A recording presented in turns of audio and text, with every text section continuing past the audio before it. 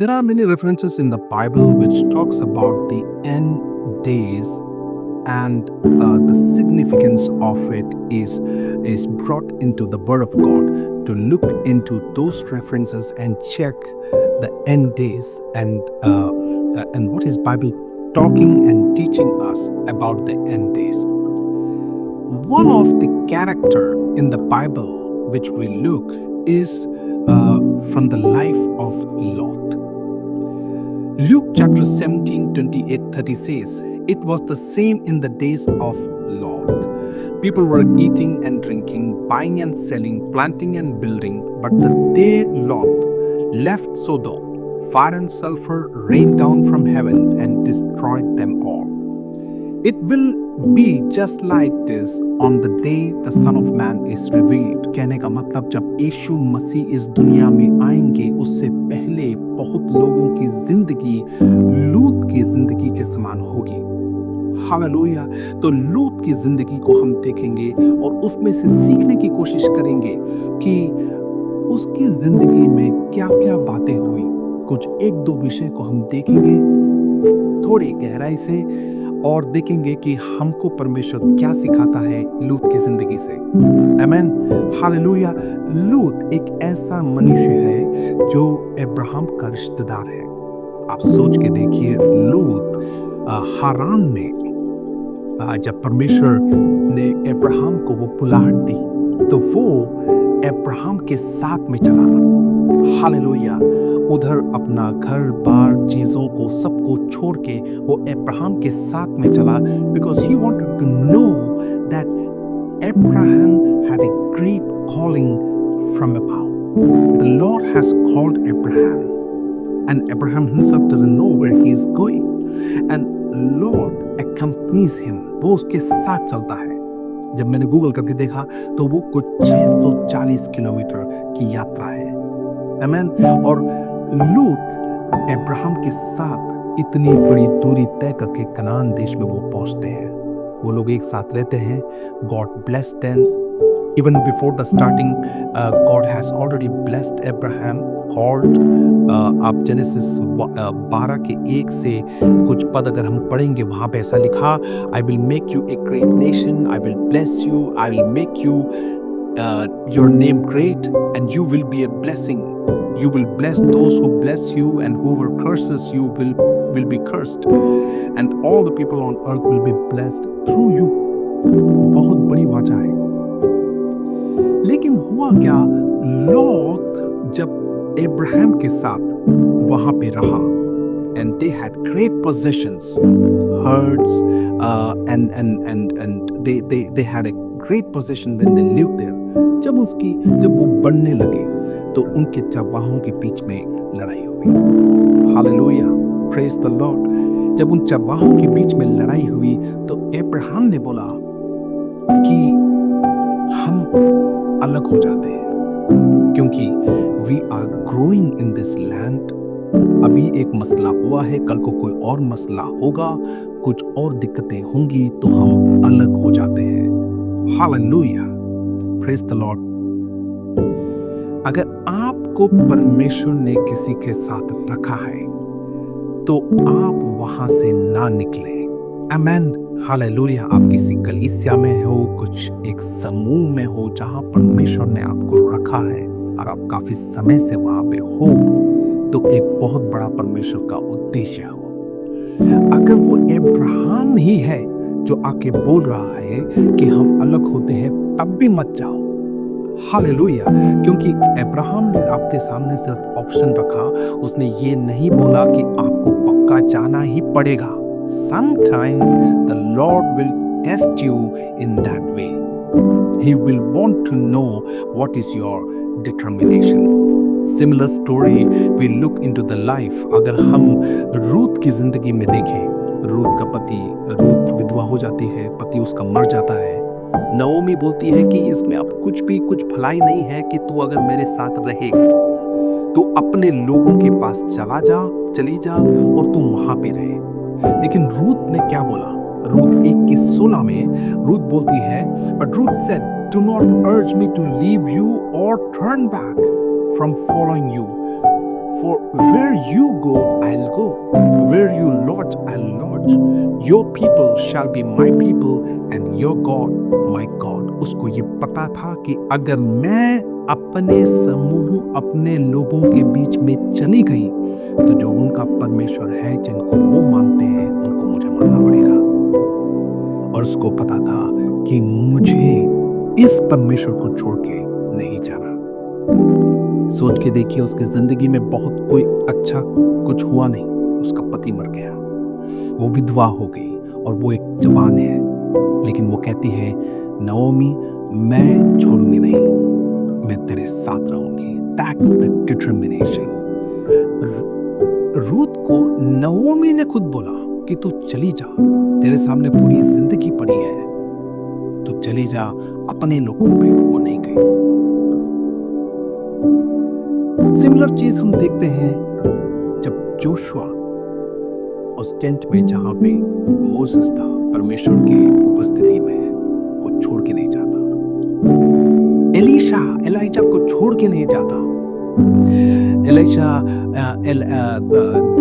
Second Kings में अगर हम देखें, इन सेकंड किंग्स 2 के 2वें अध्याय में वो बोलता है कि मैं बेथेल को जा रहा हूं, परमेश्वर ने मुझे बोला। एलीशा बोलता है एलीशा से, परमेश्वर ने मुझे बोला बेथेल को जा रहा हूं।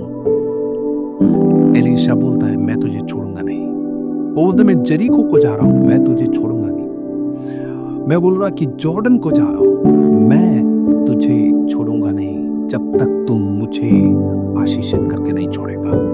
Hallelujah, praise the Lord.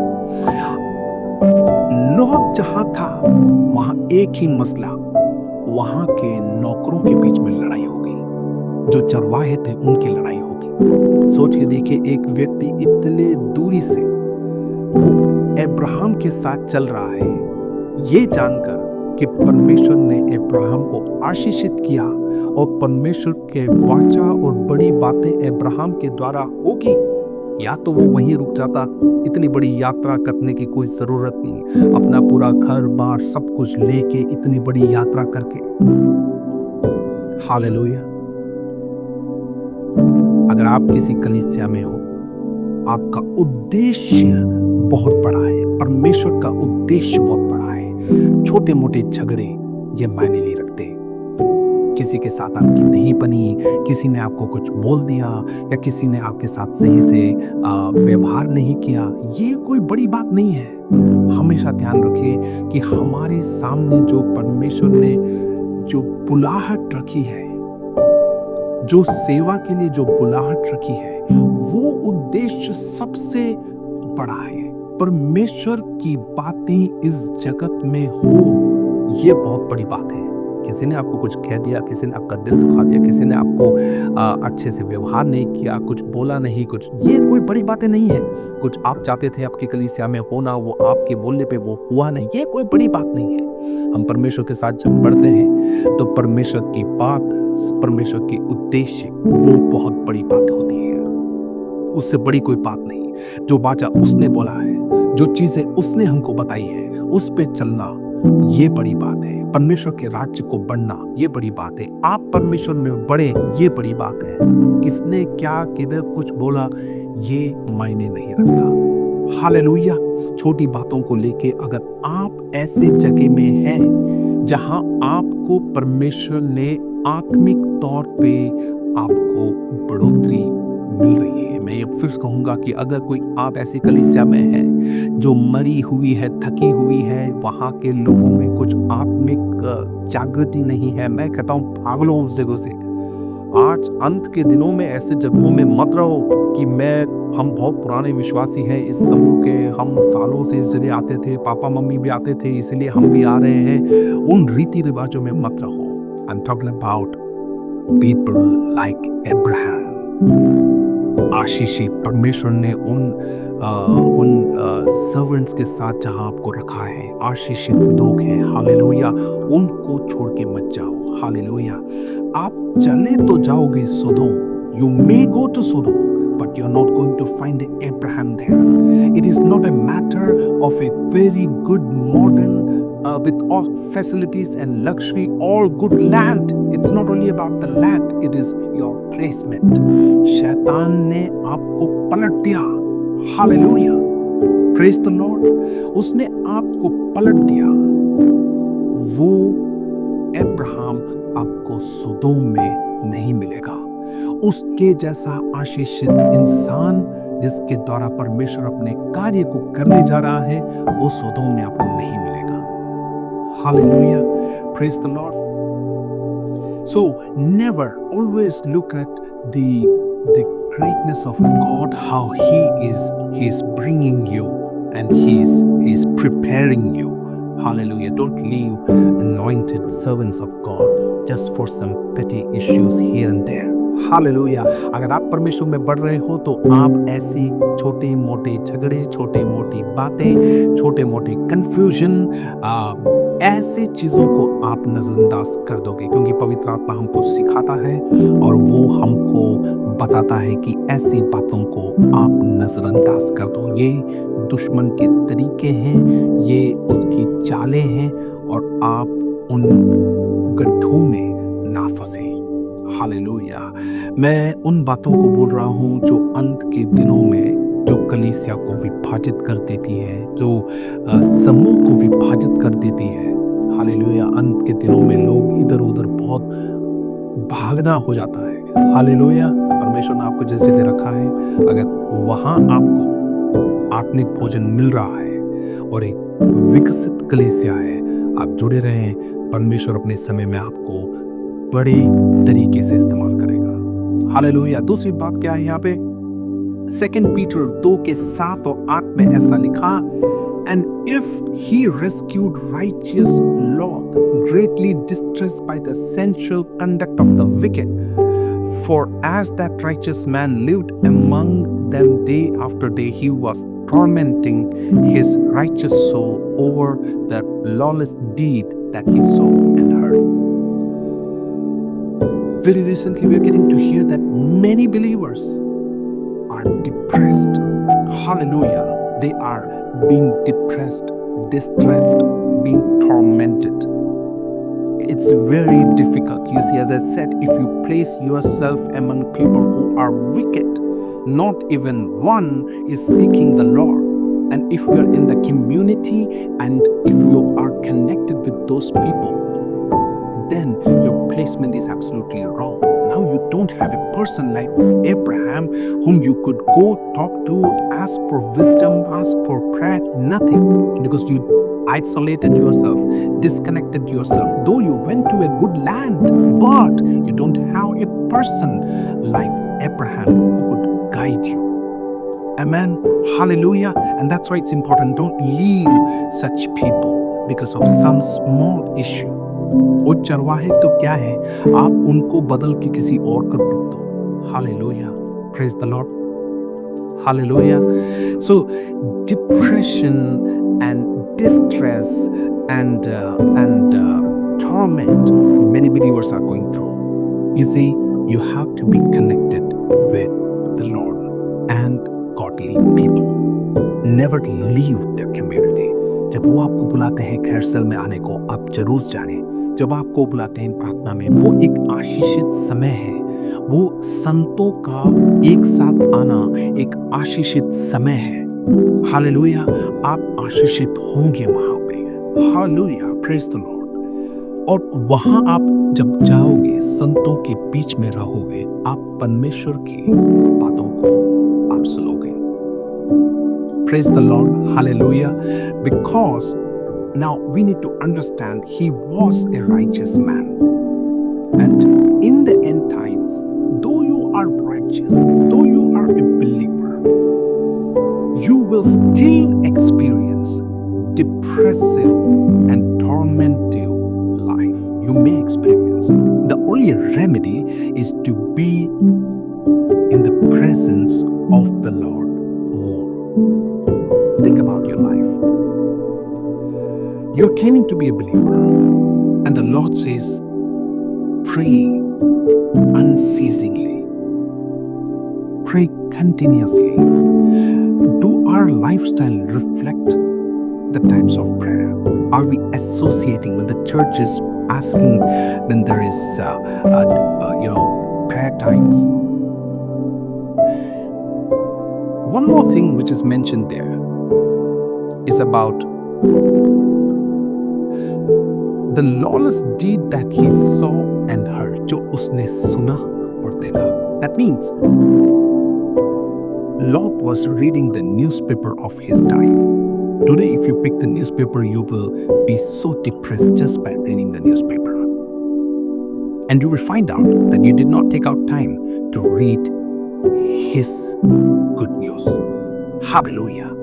You have spent so much time on social media that you did not find time to pray. You did not find time to meditate upon his word.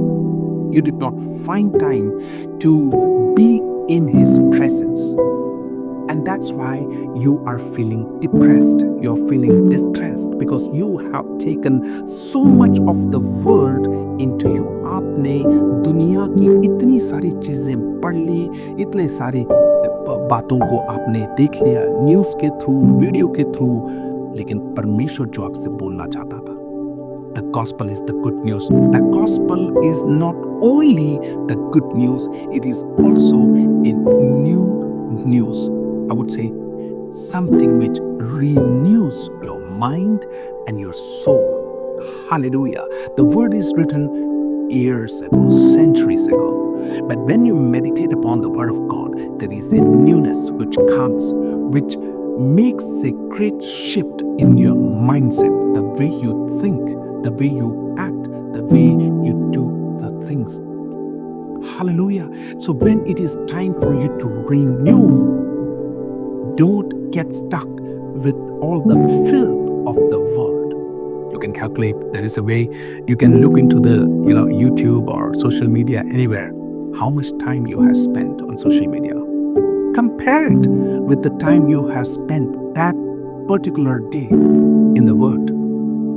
If you have not, then the church is going to experience torment. Church is going to experience distress, anxiety. Church is going to experience depression.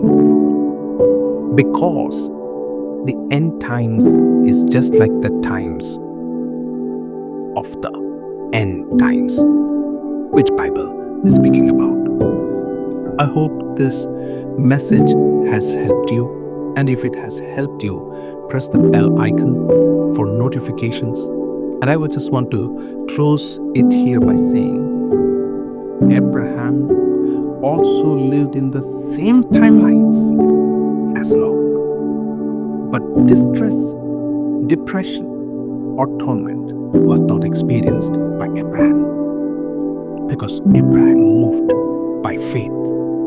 You might be living in the same timelines, but Abraham's experience of God is different, and Lot's experience is different. May the Lord bless you all.